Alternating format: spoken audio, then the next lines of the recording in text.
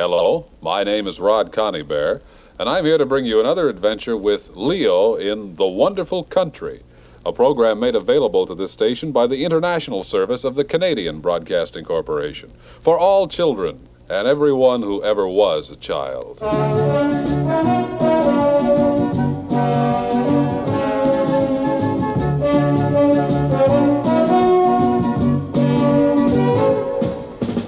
Leo is a boy who found that if he crawled through a cardboard box in his basement, he'd find himself in the wonderful country, where amazing and amusing creatures and people live.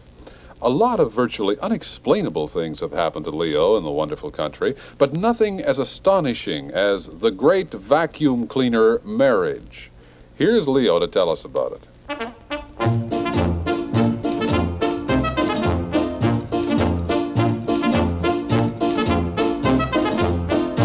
It all began when Seymour Snake and I were sitting in the sun by a rock playing old maid. Aha! You're the old maid again, Seymour. Oh, that means that I won't be married 7 times in a row. Care to try for 8? Oh, let's play this time, Leo, that the old maid wins. Well, how do you mean? Whoever gets left with the old maid card wins. Yeah, but the whole idea of the game is that nobody wants to be an old maid. Well, let's change the idea of the game. Why should we be slaves to the sacred cows and hallowed hang-ups of tradition? I don't get it. What's wrong with old maidenishness when you think of it? An old maid is a lady who's never been married. Yeah? So she's been smart enough never to have to wash some guy's socks, and thereby never gotten dishpan hands. She's never had to get up in the morning to cook breakfast for some grumpy beast, so she's never lost her beauty sleep. And she's never had to kowtow in servile servanthood to kids, dogs, and her mother-in-law. Hey, do I hear a horse? Do I see a cloud of dust down the road? Hey, it's a pony wearing a big western-type hat. Oh, that would be Sheriff Shetland. Hello there, Sheriff. Whoa, I say, whoa. Hi, fellas. Sheriff, allow me to introduce Leo, the talking boy.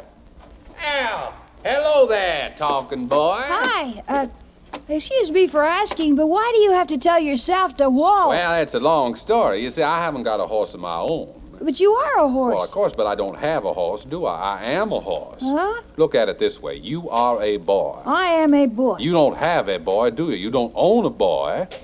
No, that's true. Well, I'm a horse. I don't have a horse, just the same way you are a boy and don't have a boy. I see. I think. What I am is a sheriff who is his own horse. Now, as sheriff, I must give all the appropriate horsey commands, such as, whoa, giddy up, and proceed with caution on green arrow. As a horse, I must obey. It's as simple as that. You know, I've forgotten what I asked. So have I, but the conversation has been enjoyable nevertheless. So I guess you haven't seen the vacuum cleaner? Well, you didn't mention a vacuum cleaner. Oh, I'm sorry. Vacuum cleaner. There, I mentioned it. Anything to report? Well, what about the vacuum cleaner? Oh, it escaped from Priscilla Pigeon's mansion this morning, taking her sponge mop with it. It's wanted, as we sheriffs say. And now, would you mind bending down on your knees there, please? Oh, I guess not. There. Snake, would you bend down with your chin in a hangdog supplicant manner down there? I'll never argue with the cop, I always say. There. Dearly beloved, we are gathered here today to make these 2 civilians into deputies, sworn to search out and hopefully find the escaped vacuum cleaner. You may rise, deputies. Hey, you mean you've made us policemen, kind of? That's it. Good luck, boys, and keep in touch. Giddy up.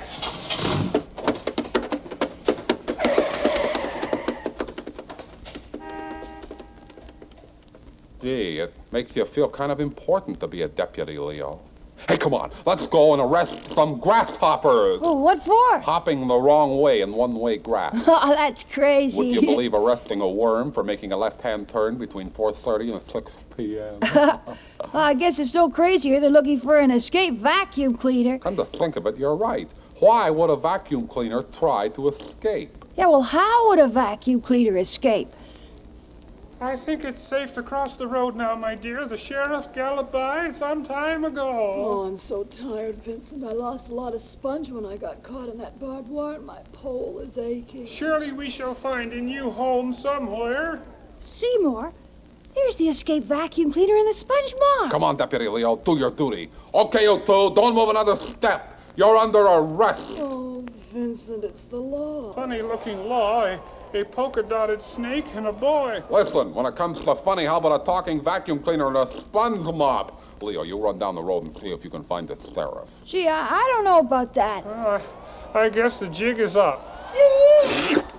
Oh, I swallowed another grasshopper, I think. You're swallowing Well, grasshoppers? not on purpose. It's just coming over all these fields and meadows. I suck up whatever's underneath me. I have wonderful suction, you know. Vincent is the best vacuum cleaner money can buy. And Shirley is the best sponge mop you can buy. No, Vincent.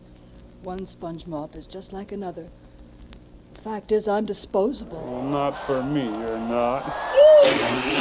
Oh, that was a beetle that time. I'll love you, Shirley, even when you're worn right down to your metal frame, when there's only a vestige of sponge left. You two are in love? Love stuff, yuck.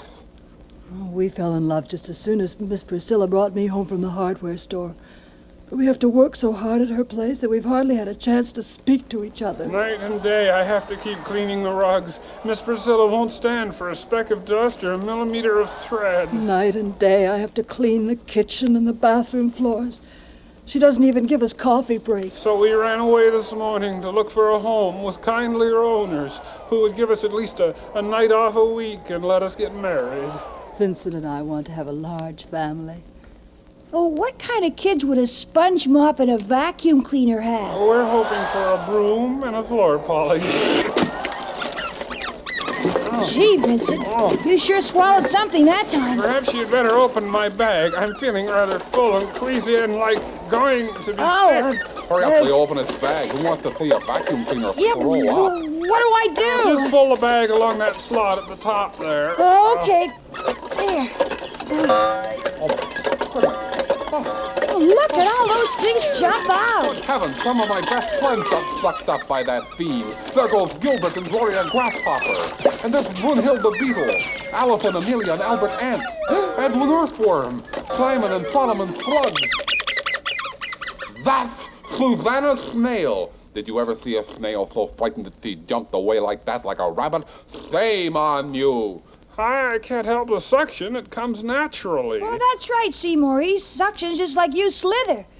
Now, look, I'm not sure that this whole thing is fair. What whole thing? Well, if Vincent Vacuum Cleaner and Shirley Sponge Mop want to get married and all that, well, why shouldn't they? Listen, Leo, the law's the law, and we're deputies. Well, I didn't ask to be a deputy. Sheriff Shetland just made me one before I knew what was happening. Ignorance of the law is no defense. Take them in, string them up, give them a fair trial, and then put them on the chain gang. It's a choice between allowing wrongdoers to go free or right doers to right do. Of Seymour, do you know what any of that means? course not. I heard it all on TV. Did I get it wrong? What's that? Hey, it's a big rope's coming this way. Hey, my goodness. Ouch! It was a lasso, and it caught everybody but me. Okay, I've got you all. Deputy Seymour, you hop up onto my back, Deputy Seymour, and we'll take these escapees back to town for a fair trial. But why have you got the Leo lassoed there, too? It's obvious he was going to let them go. He's what is known as an accessory after the fact, meaning he was helping them escape. I like your style, young snake. You can be the prosecutor. What's the prosecutor? The lawyer who tells the judge about what these three done wrong. Let's go. It's a beautiful morning for a trial.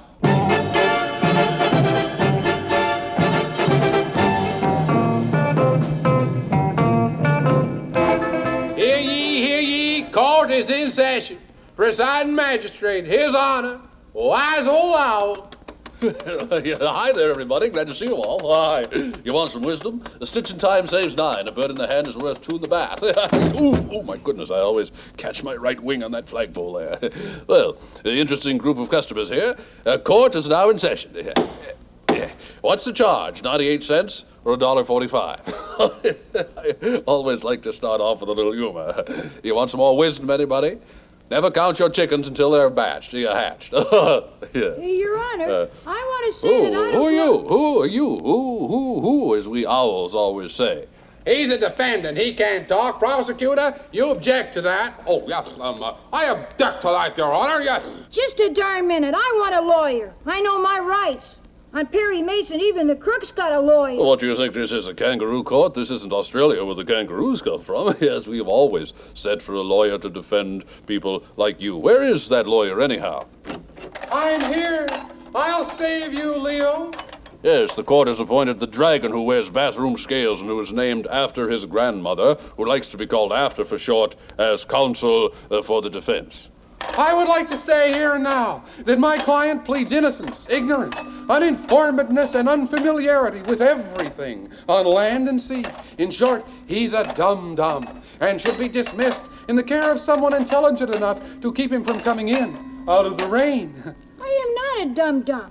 Thanks for trying to help After, but no thanks. Now, see, Your Honor, how can you say thanks and no thanks in the same sentence? His speech patterns but prove his incomprehensibility, Your Owl Honor. He is insane. Your Owl Honor, this vacuum cleaner and this sponge mop ran away from Priscilla Pigeon's mansion because she made them work night and day, and they didn't have time to get married. Leo, plead insanity. It confuses everybody, and you can go home. But I don't want to go home After. I want Vincent Vacuum Cleaner and Shirley Sponge Mop to get a fair trial. Young man, my wisdom and owlish wiseness always assures that the trials here will be very fair indeed. Well, I'm glad to hear it. I'll prove it now. It's time for me to pronounce my wisdom-laden sentence. Sheriff?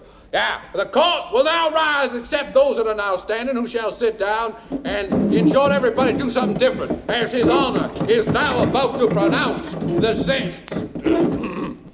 Yes, my friends and fellow folks, we are gathered here to join this vacuum cleaner and this sponge mop in holy matrimony. Hey, you're going to let them get married. Of course I am. My decision is based on Section 43B, Paragraph 25 of the Wonderful Country Sanitation and Street Cleaning Act, which reads, "It is the duty of all citizens to promote and uphold and facilitate the promotion and expansion of clean streets and sidewalks and front porches, and likewise the general cleanliness of all exteriors and interiors to the utmost of their abilities," yes. Yeah, but Your Owl Honor, why does that mean that you should marry the vacuum cleaner and the sponge mop? Because their children might be brooms, big bristle brushes, and likewise items that would make for a cleaner country. Will you two join hands? No hands. How about joining sponge and dust bag there? Yes. All right, we'll carry on now to have and to hold. From this day forward, Well, I for don't better, quite for understand worse, it, for but I richer, guess you're for getting poorer, married. in We owe it sickness, all to in you, health, Leo. To love and to We'll cherish, name our first to wring child out her after mop your and haircut, clean out his Leo. dust bag, My and all haircut. such other We'll call it assistance Messy one might the find Mop. in making Yeah, for Mom has cleanliness been after me to from get it sea to cut. shining sea in the wonderful I country. swallowed a As commissioned termite. with Section 42B, Do you know they paragraph 26, taste like which says that postage all- stamps?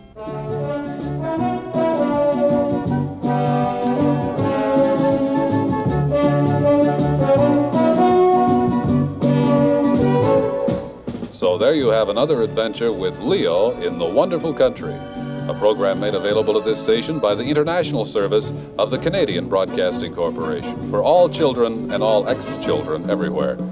Our program is produced by Annette Gibson, with technical operation by Ross Totten. Sound effects by Alex Sheridan and Bill Roach. Jackie White is Leo, and I'm Rod Conybeare, and I'm here because I write the stories and play all the other voices, including His Owl Honor, who says, "I sentence you to listen to Leo every week, if you know what's good for you." Yes.